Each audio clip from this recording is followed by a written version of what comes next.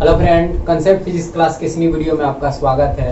Back वाले video में हम एम्पियर के परिपथीय नियम का अध्ययन किए थे और वहां हम उसका एक अनुप्रयोग का अध्ययन किए थे, एक सीधे धारावाही चालक के कारण चुंबकीय क्षेत्र। आज हम लोग दूसरा अनुप्रयोग का अध्ययन करेंगे एम्पियर के परिपथीय नियम का, जिसे हम बोलते हैं लंबी सीधी धारावाही परिनालिका के कारण चुंबकीय क्षेत्र। अभी तक आप एम्पियर के परिपथीय नियम को नहीं देखे हैं तो सबसे पहले उस वीडियो को देखिए, तब जाकर ये जो आपका दूसरा अनुप्रयोग है समझ में आएगा, नहीं तो ऊपर जाने लगेगी। यानी सबसे पहले आप एम्पियर के परिपथीय नियम के जो भी स्टूडेंट हैं, अगर अभी तक वीडियो नहीं देखे हैं तो सबसे पहले उस वीडियो को देखिए और उस वीडियो का लिंक हम इस वीडियो के डिस्क्रिप्शन बॉक्स में भी डाल दिए हैं, वहां से भी आप देख सकते हैं। तो चलिए हम स्टार्ट करते हैं अपनी टॉपिक। देखिए क्या लिखा हुआ है, लंबी सीधी धारावाही परिनालिका के कारण चुंबकीय क्षेत्र का मान ज्ञात करना है। तो सबसे पहले हम इसमें इस परिनालिका के बारे में जानेंगे, जिसको हम बोलते हैं सोलोनॉइड। इसको इंग्लिश में क्या बोलते हैं? सोलोनॉइड, और हिंदी में बोलते हैं परिनालिका। तो सबसे पहले परिनालिका होती क्या है? तो सबसे पहला हेडिंग होगा इसका कि परिनालिका के बारे में हमें जानना है कि बोलते हैं सोलोनॉइड। ध्यान समझिए, परिनालिका क्या होती है? तांबा या एल्युमिनियम के, ध्यान समझिएगा, तांबा या एल्युमिनियम के लंबे तार को परिनालिका कहा जाता है। तांबा या एल्युमिनियम के लंबे तार को क्या बोलते हैं? परिनालिका कहा जाता है। इसमें एक विद्युतरोधी बेलन होती है। इसमें क्या होती है? एक विद्युतरोधी बेलन होती है। विद्युतरोधी का अर्थ होता है कि उसमें करंट फ्लो नहीं होती है। उस बेलन में विद्युतरोधी बेलन होती है, जिस पर तांबा या एल्युमिनियम के जो तार है वो समीप समीप क्या होते हैं? लेपटे हुए रहते हैं। जो ये बेलन हम बता रहे हैं जो विद्युतरोधी है, वो प्रायः चीनी मिट्टी, गत्ता या अन्य विद्युतरोधी पदार्थ के क्या किए जाते हैं? बनाए जाते हैं। जब इसमें हम मान लेते हैं कि ये मेरी बेलन है, ध्यान समझिएगा, इसमें हम तांबा या एल्युमिनियम के तार को क्या कर देते हैं? लपेट देते हैं। और लपेटने के बाद जब इसको बैटरी से जोड़ा जाता है और उस बैटरी से करंट फ्लो कराई जाती है, तो ये जो आपकी बेलन है एक क्षण चुंबक की तरह कार्य करने लगता है। यानी उस पर दो ध्रुव हो जाती है, एक नॉर्थ और एक साउथ। यानी एक क्षण चुंबक की तरह कार्य करने लगता है। यह कब तक क्षण चुंबक की तरह कार्य करेगा? जब तक इसमें करंट फ्लो कराई जाएगी। जो ही करंट को फ्लो करना क्या कर देते हैं? बंद कर देते हैं, तो इसका चुंबकीय गुण भी क्या हो जाता है? समाप्त हो जाता है। कोई दिक्कत? तो आइए हम इसकी डायग्राम, इसके फिगर को बनाकर मैं आपको परिनालिका को क्या कर रहा हूं? समझा रहा हूं। तो सबसे पहले देखिएगा, मैं आपको एक डायग्राम दिखा रहा हूं। देखिए, जैसे मान लेते हैं कि यह आपका एल्युमिनियम और तांबे का क्या है? तार है, दिखाई दे रहा है, और एक बेलन पर इसको लपेटा जाता है। अब जैसे देखिए बेलन है, इसको हम लपेट रहे हैं ऐसे। परिनालिका एक वायर को इतना बड़ा छोड़ दिए, इसको बैटरी से जोड़ना है। अब यहां से देखिए ऐसे लपेटा जाता है, इसी को बोलते हैं परिनालिका। इस प्रकार लपेट रहे हैं, जितना आपके समीप लपेटना है, जितना दूर लपेटना है, उतना इस प्रकार इसको लपेट दिए। और ये एक बैटरी के एक ध्रुव से और ये बैटरी के दूसरे ध्रुव से, एक पॉजिटिव से और एक निगेटिव से इसको क्या कर दिया? जोड़ दिया जाता है। इसी को क्या बोलते हैं? परिनालिका। तो इसमें हम क्या देख रहे हैं? इसमें ध्यान से देखिए, इसमें हम यही देख रहे हैं ना कि जब यहां से हम, ध्यान समझिएगा, इसको लपेटना स्टार्ट किए, तो ये ऊपर वाला जो लपेटा आ रहा है, ठीक है, हमसे दूर जा रहा है। नीचे वाला लपेटा हमसे नजदीक आया, ऊपर वाला लपेटा हमसे दूर गया, नीचे वाला लपेटा हमसे नजदीक आया, फिर ऊपर वाला दूर गया, नीचे वाला नजदीक गया, ऊपर वाला दूर गया, नीचे वाला नजदीक गया। बात समझ पा रहे हैं? अब यही डायग्राम मैं बोर्ड पर बना रहा हूं, ध्यान से समझिएगा। एक बेलन आकार ले लिए हम इस प्रकार, ठीक है, ध्यान से समझेंगे आप। और ये जो बेलन होती है वो क्या होती है? विद्युत रोधी होती है। यानी चीनी मिट्टी गाता या अन्य विद्युत रोधी पदार्थ के क्या होते हैं, बने होते हैं। और इस पे तांबा या एल्युमिनियम के तार को क्या किया जाता है, लेपटा जाता है। अब किस प्रकार लेपटा जाता है ध्यान समझिएगा।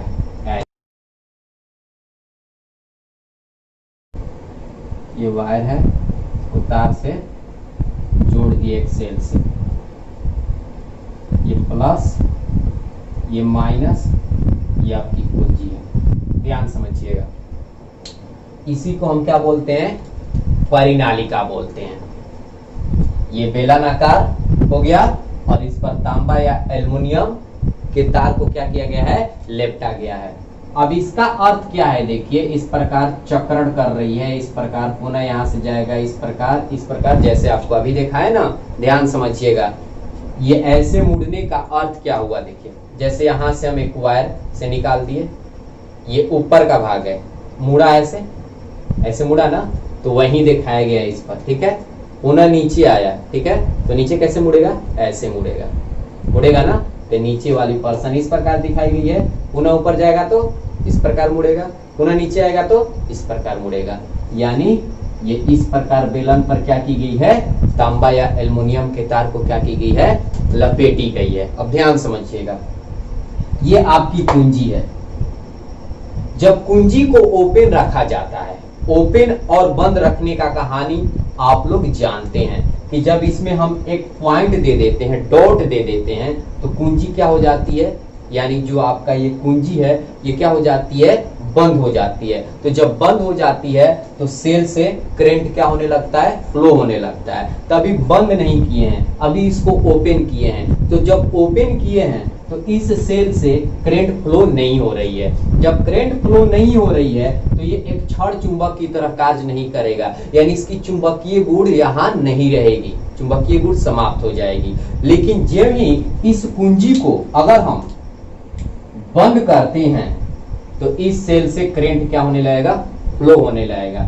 तो मैं मान लिया कितना करंट फ्लो हो रहा है, आई करंट, ठीक है। और जैसे ही आई करंट इसमें फ्लो होगा, यह एक क्षण चुंबक की तरह कार्य करने लगेगा, जिसमें दो ध्रुव हो जाएंगे, एक नॉर्थ और एक साउथ। तो इधर आपका एक छोर पर नॉर्थ हो जाएगा और एक छोर पर क्या हो जाएगा, साउथ हो जाएगा। और पुनः यहां से करंट आई क्या हो जाएगी, निकल जाएगी। अब यहाँ एक और बात समझिएगा, जब हम चुंबकीय क्षेत्र का मान प्राप्त करेंगे तो वहां इसका यूज होगा। अब यहाँ देख रहे हैं कि ये जो आपकी बेलन है विद्युत रोधी, इसमें बहुत सारे लपेटा है, तो प्रत्येक लपेटे में आई एम्पियर के धारा ही फ्लो होगी, नहीं उससे ज्यादा होगा नहीं उससे कम होगा। जब बैटरी से आई एम्पियर की धारा जा रही है तो प्रत्येक लपेटा में आई एम्पियर की धारा फ्लो होगा। जैसे देख लीजिए, जैसे ये एक वायर है, ठीक है, इसमें हम यहां से सेल से इसको कनेक्ट किए हैं, जोड़े हैं। जब आई एम्पियर की धारा फ्लो हो रही है तो ये पूरे वायर में आई एम्पियर की धारा फ्लो हो रही है। जब इसको हम लपेटा कर देंगे इस प्रकार, तो प्रत्येक लपेटा में कितने एम्पियर की धारा फ्लो होगी, आई एम्पियर की धारा फ्लो होगी ना। यहां से आई जा रहा है तो आई घूमते हुए पुनः ऊपर आएगा, एक बार नीचे जाएगा, पुनः ऊपर आएगा, पुनः एक बार नीचे जाएगा। तो इसके प्रत्येक लपेटे में आई एम्पियर की धारा ही क्या होती है, फ्लो होती है। कोई दिक्कत, जब यहाँ बैटरी से आई एम्पियर की धारा प्रवाहित की जा रही है तो इसके प्रत्येक लपेटे में कितना एम्पियर की धारा फ्लो होगी, आई एम्पियर की धारा ही क्या होगा, फ्लो होगा। इस बात को आपको ध्यान देना है जब हम मैग्नेटिक फील्ड क्या करेंगे, निकालेंगे। तो आई होप आपको परिनालिका अच्छे तरीका से समझ में आ गया होगा। तो अब हम परिनालिका के डिफिनेशन को लिख लेते हैं, इसके बाद हम चुंबकीय क्षेत्र के मान को क्या करेंगे, प्राप्त करेंगे। तो देखिए, ये देखिए परिनालिका के बारे में हम लिख दिए, जो समझाए थे कि तांबा या एल्युमिनियम के लंबे तार को परिनालिका कहा जाता है। जो ये वायर है तांबा या एल्युमिनियम का होता है। परिनालिका में एक विद्युत रोधी बेलन होता है, जो ये बेलन दिखाई दे रहा है ये विद्युत रोधी होती है, यानी इसमें करंट क्या होता है, फ्लो नहीं होता है। जो चीनी मिट्टी या गत्ता या अन्य विद्युत रोधी पदार्थ के क्या होते हैं, बने होते हैं। इस बेलन पर एल्युमिनियम या तांबे की जो तार है उसे समीप क्या कर दी जाती है, लपेट दी जाती है। जब इसमें विद्युत धारा प्रवाहित की जाती है, यानी इस कुंजी को क्या किया जाता है, जो आपकी ये डॉट बिंदु दिखाई दे रही है, इसको क्या बोलते हैं, कुंजी को क्या किया जाता है, बंद किया जाता है। जब कुंजी को बंद किया जाता है तो क्या होता है, इसमें विद्युत धारा प्रवाहित होने लगती है और ये एक क्षण चुंबक की तरह कार्य करने लगता है। इसके एक सिरे पर उत्तरी ध्रुव तथा दूसरे सिरे पर दक्षिणी ध्रुव हो जाता है। बात समझ में आई। और जब इसको सेल से धारा प्रवाहित नहीं किया जाता है, यानी कुंजी को ओपन कर दी जाती है, तो इसका चुंबकीय गुण भी क्या हो जाता है, समाप्त हो जाता है। ये आपकी साउथ है, ये आपकी नॉर्थ है, ये वाला छोर। बात समझ पा रहे हैं आप। तो ये परिनालिका की कहानी हो गई। तो इतनी बातें आप स्क्रीनशॉट कर लीजिए। इसके बाद हम अब चुंबकीय क्षेत्र का क्या करेंगे, मान प्राप्त करेंगे। तो चुंबकीय क्षेत्र के मान को प्राप्त करने के लिए पुनः हम एक बेलन बनाते हैं। अब यहां से देखिए, इसकी थोड़ी सी, इसकी जो आकृति है थोड़ा सा हम बड़ा बनाते हैं ताकि हमें समझने में आसान हो। तो यहां हम एक, ध्यान समझिएगा, इसमें बहुत कहानी है। ये आपकी बेलन हो गई, ध्यान समझिएगा। हो गया। इसमें हम तांबा या एल्युमिनियम के तारों को क्या कर देंगे, लपेट देंगे। अब इस प्रकार लपेट दिए। यहां से आई करंट फ्लो हो रहा है, आई रिटर्न हो रहा है। ध्यान से समझिएगा। ये आपकी नॉर्थ, ये आपकी साउथ। अब यहां से आपको समझना क्या है, तांबा एल्युमिनियम के तारों को तो लपेट दिए, करंट फ्लो करवा दिए, ठीक है। अब इस जो बेलन है, जब इस तांबा या एल्युमिनियम के तार में हम करंट फ्लो करा रहे हैं तो चुंबकीय क्षेत्र उत्पन्न होगा, क्योंकि हम जानते हैं कि धारावाहिक चालक के कारण चुंबकीय क्षेत्र उत्पन्न होता है। तो इसमें चुंबकीय क्षेत्र की जो दिशा होगी बेलन के लंबाई के अनुदिश होता है। इस बात को आपको ध्यान देना है कि इसमें चुंबकीय क्षेत्र की जो डायरेक्शन होती है वो बेलन के लंबाई के अनुदिश होता है, समरूप होता है और समानांतर होता है। समरूप मतलब एक जैसा, समानांतर मतलब एक दूसरे को प्रतिच्छेद नहीं करेगी। बात समझ में आ रहा है। तो लंबाई के अनुदिश, ये इसका चुंबकीय क्षेत्र है, बी वेक्टर इस दिशा में, यह आपकी नॉर्थ है। बात समझ पा रहे हैं। अब यहां से हमें चुंबकीय क्षेत्र के मान को क्या करना है, प्राप्त करना है। तो किसके नियम के अनुसार, तो एम्पियर के परिपथीय नियम के अनुसार। और जब भी हम एम्पियर के परिपथीय नियम लगाते हैं तो वहां हमें एक बंद पृष्ठ चाहिए, ठीक है।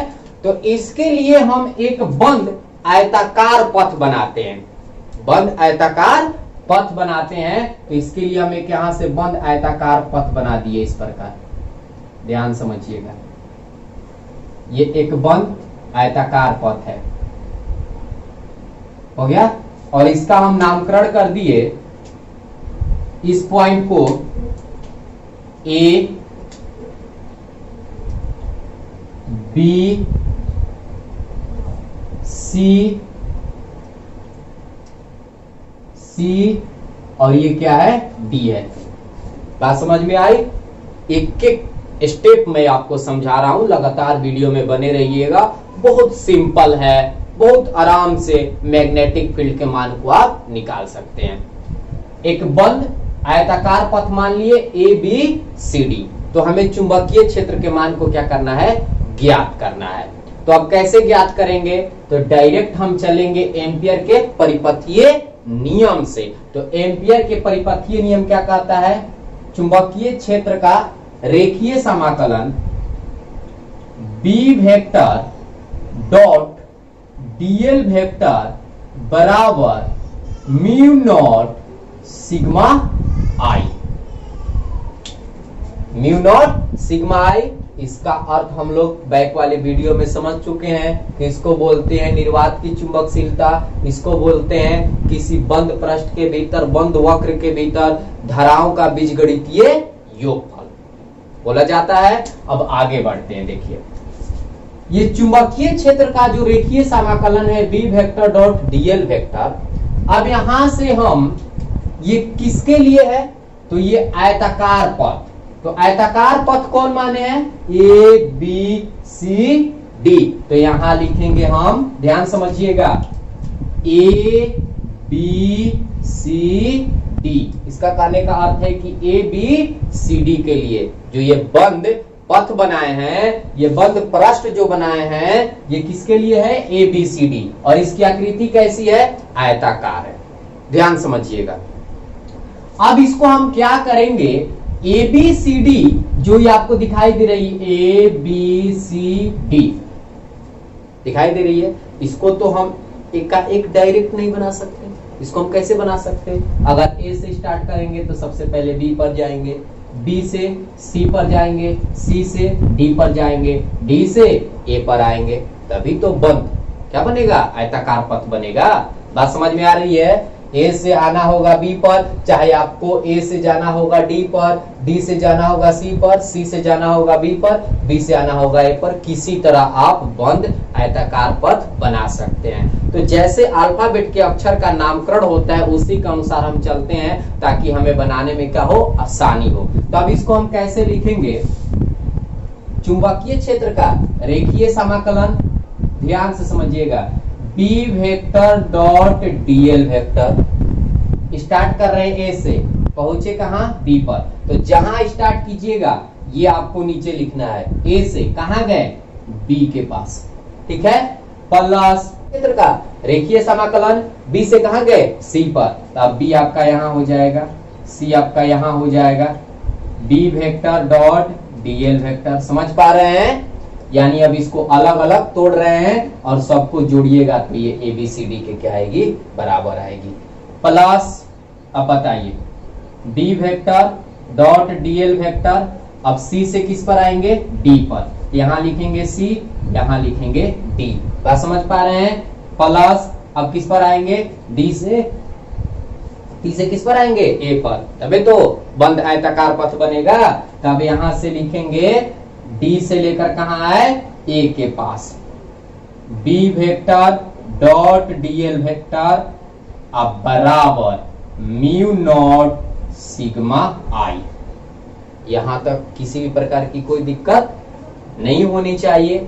अब यहां से देखिए, बैक वाले वीडियो में पढ़े हैं कि जब इस वेक्टर को हटाया जाता है तो त्रिकोणमिति का कौन सा घटक लग जाती है? तो कॉस लग जाती है। तब वेक्टर हटाकर हम क्या लगा रहे हैं? सब में कॉस लगा रहे हैं। ध्यान समझिएगा। तब यहां से हटा दिए। जब इसको लिखेंगे चुंबकीय क्षेत्र का रेखीय समाकलन, A D B dot DL, vector हट गया तो कॉस थीटा, प्लस बताइए बी सी होगा ना, यहां से B D L cos theta plus C D B D L cos theta plus ये हो जाएगा डी ए और ये हो जाएगा B D L cos theta mu naught sigma I. अब मुझे यहां एंगल पकड़ना है। अब मुझे क्या करना है? एंगल पकड़ना है।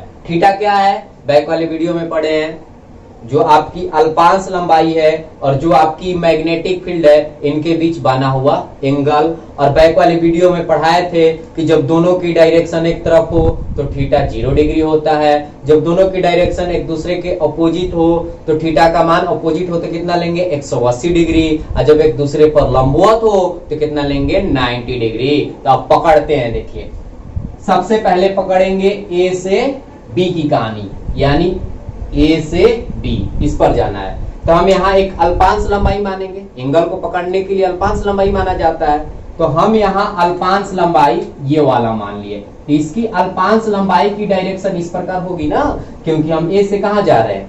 बी के पास। तो इसकी डायरेक्शन इस प्रकार होगी। आज चुंबकीय क्षेत्र देखिए किधर जा रहा है?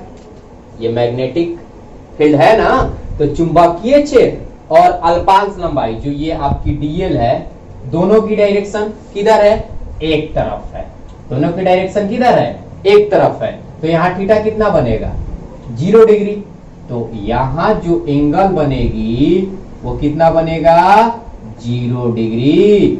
दोनों के डायरेक्शन एक तरफ है, बात समझ पा रहे हैं।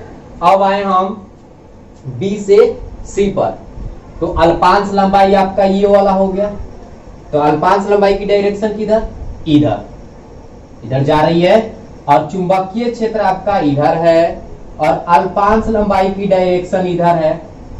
बी से जब सी के पास जाइएगा तो आप इधर ही ना जाइएगा, तो अल्पांश लंबाई इधर हो गई, चुंबकीय क्षेत्र इधर हो गया, तो बताइए यहां एंगल कितना बना, 90 डिग्री। तो यहां थीटा का मान हम कितना लेंगे, 90 डिग्री। दिमाग में जा रही है बातें, किसी भी प्रकार की कोई दिक्कत। अब आगे बढ़ते देखिए, जब सी से डी के पास आए तो हम देख रहे हैं कि सी से डी के पास आने पर आपकी जो चुंबकीय क्षेत्र है वो नहीं है। अब कहिएगा क्यों नहीं है, क्योंकि देखिए ये जो आपकी लाइन दिखाई दे रही है इसमें है, क्योंकि यह बेलन के कहां है, ऊपर है, इसमें चुंबकीय क्षेत्र नहीं बन रहा है। तो चुंबकीय क्षेत्र जब बन ही नहीं रहा है तो यहाँ डायरेक्ट जो बी का मान है वो कितना ले लेंगे, 0 ले लेंगे। अब कहिएगा कि जो बी से सी पर आ रहे हैं वहां तो इतना दूर पर तो नहीं है मैग्नेटिक फील्ड, लेकिन कुछ भाग पर तो इसका मैग्नेटिक फील्ड है ना जी। देखिए कुछ भाग पर तो मैग्नेटिक फील्ड है, इसलिए यहां लिया गया था और यहां नहीं लेंगे क्योंकि कुछ भी नहीं है, यहां शून्य मानेंगे। अब आते हैं डी से ए पर, तो डी से जब ए पर आएंगे तो अल्पांश लंबाई आपकी ये हो जाएगी। अब इसमें भी आपकी मैग्नेटिक फील्ड है, कुछ भाग में मैग्नेटिक फील्ड है, कुछ में नहीं है, तो कुछ भाग में तो है ना। तो अब बताइए इसकी मैग्नेटिक फील्ड इधर है, अल्पांश लंबाई इधर है, जैसे यहां से ऊपर जा रहा था इससे नीचे आ रहा है, इससे अगर नीचे आएगा तो यहां भी तो एंगल कितने बनेगी, 90 डिग्री। जैसे एक सीधी लाइन है, एक बार ऊपर जाइए तो यहाँ एंगल कितना बना, 90 डिग्री। अगर इसी लाइन को अगर हम नीचे लाते हैं तो एंगल कितना बनेगा, 90 डिग्री। तो यहाँ भी जो आपकी एंगल होगी थीटा, उसका भी मान कितना डिग्री होगा, 90 डिग्री होगा। तो ए और बी के लिए, ए और बी के लिए थीटा के जगह पर कितना रखेंगे, 0 डिग्री। बी और सी के लिए थीटा के मान कितना रखेंगे, 90 डिग्री, और इसका चुंबकीय क्षेत्र ही क्या हो गया, शून्य हो गया। तो इसका टोटल आंसर जो होगी वो क्या हो जाएगी, शून्य हो जाएगी। और डी से ए के लिए थीटा का मान कितना रखेंगे, 90 डिग्री। उसके बाद हम हल कर देंगे। कोई दिक्कत, बातें समझ में आ गई? तो इतनी बातें आप स्क्रीनशॉट कर लीजिए, इसके बाद हम आगे बढ़ते हैं। अब देखिए यहां से ध्यान से समझिएगा। अब यहां से हम इसको लिख रहे हैं, ए से बी, ये हो जाएगा B D L cos 0 degree, 0 degree बना है, plus B C B D L cos 90 degree बना है, प्लस डी सी 0, क्योंकि बी का ही मान 0 है तो पूरा वैल्यू ही क्या हो जाएगी, 0 हो जाएगी, प्लस ये हो जाएगा आपका D A B D L, theta का मान 90 डिग्री, 90 डिग्री है, थीटा का मान कितना होगा, 90 डिग्री होगा। अब बराबर म्यू नॉट सिग्मा आई। अब हल करते हैं, देखिए A B B D L और 0 डिग्री का मान कितना होता है, 1 होता है, प्लस अब देखिए cos 90 डिग्री का मान कितना होता है, 0 होता है। तो इसका डायरेक्ट आंसर लिख देंगे 0, क्योंकि 0 से मल्टीप्लाई होगा तो पूरा इसका वैल्यू 0 हो जाएगी। बात समझ पा रहे हैं? प्लस 0, ये भी 90 डिग्री है, इसका भी मान 0 हो जाएगा, और म्यू नॉट सिग्मा आई।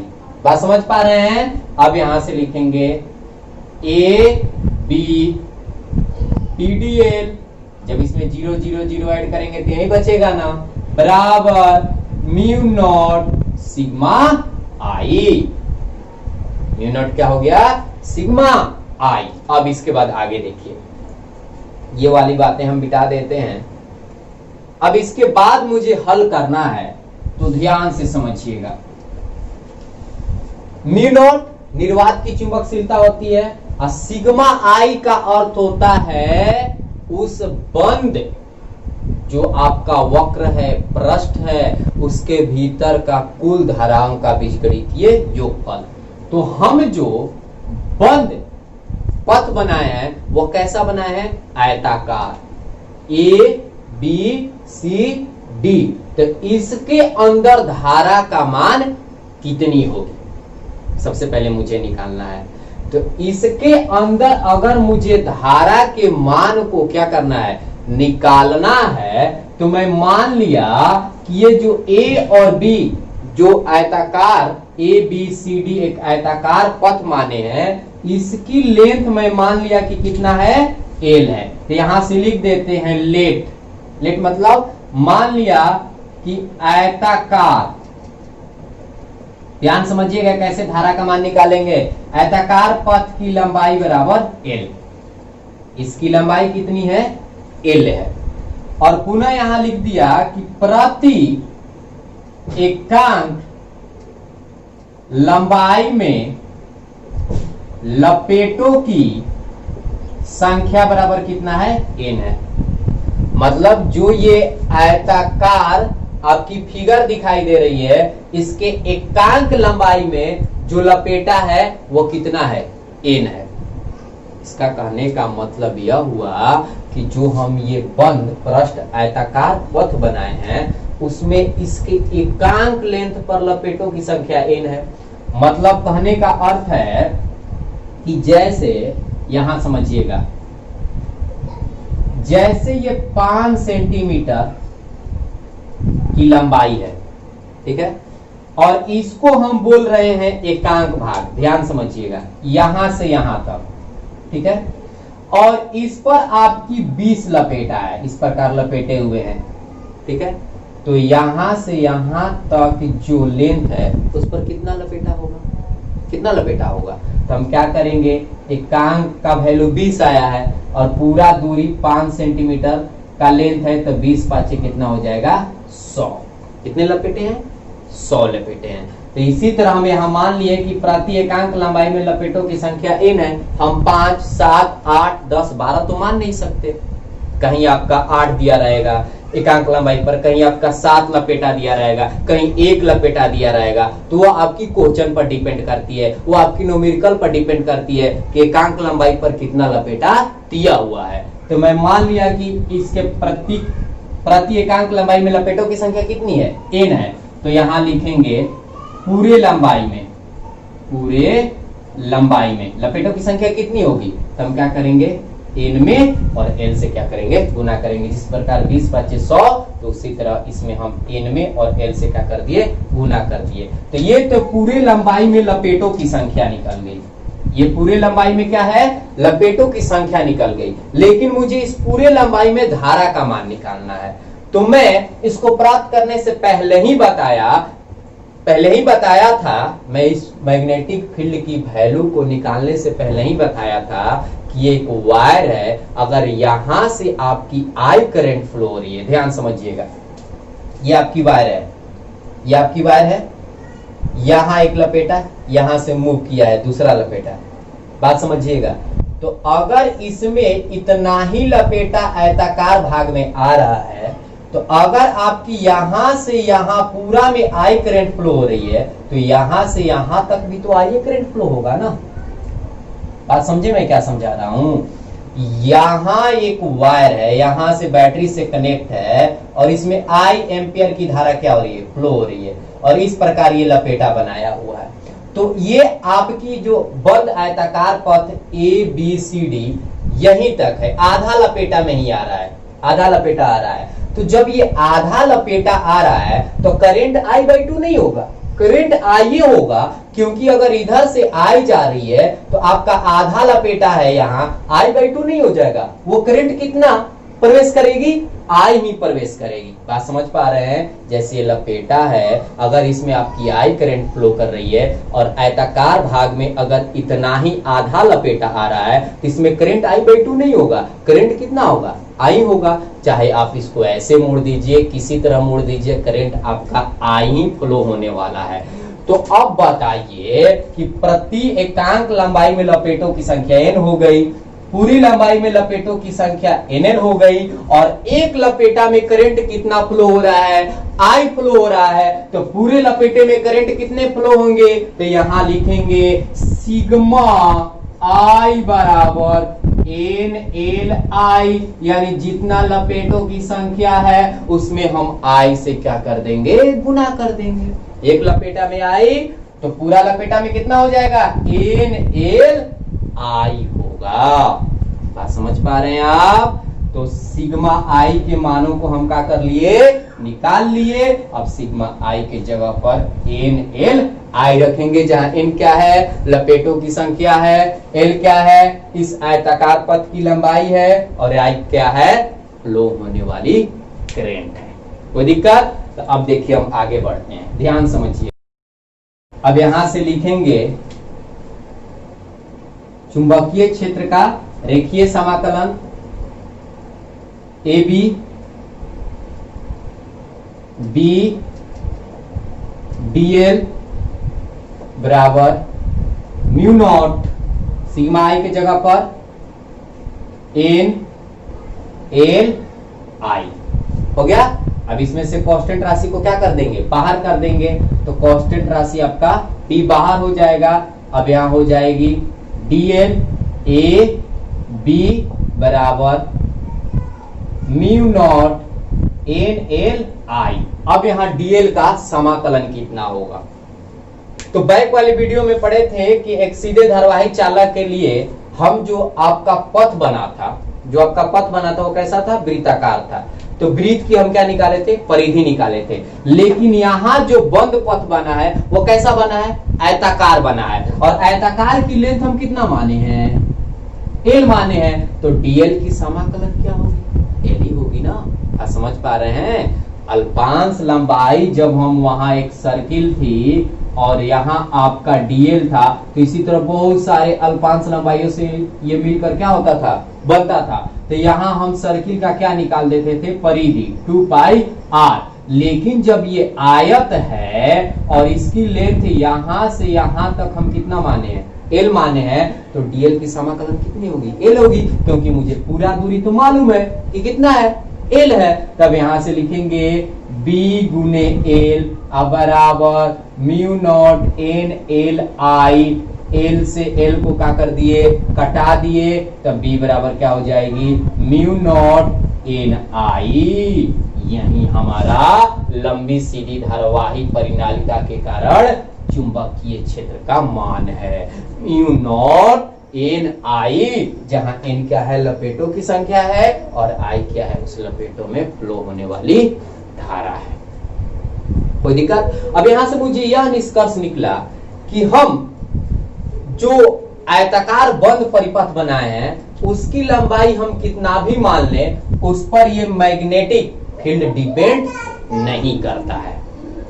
उस पर ये मैग्नेटिक फील्ड डिपेंड नहीं करता है कि आपकी आयताकार बंद पथ की जो लेंथ है वो आप कितना बड़ा लिए हैं, क्योंकि फॉर्मूला में L आ रहा है। देख लीजिए, नहीं आ रहा है ना, वो कट जा रहा है। यानी हमें लेंथ से कोई मतलब नहीं होती है कि आप आयताकार बंद पथ की लंबाई कितना माने हैं, कितना बड़ा लिए हैं। तो किसी भी प्रकार की कोई दिक्कत नहीं होनी चाहिए। अगर वीडियो आपको अच्छी लगी होगी तो एक लाइक और एक कमेंट जरूर कीजिएगा, और अधिक से अधिक मात्रा में शेयर कीजिएगा। और वीडियो आपकी कैसी लगी वो कमेंट बॉक्स में अपनी राय जरूर लिखिएगा। Thank you.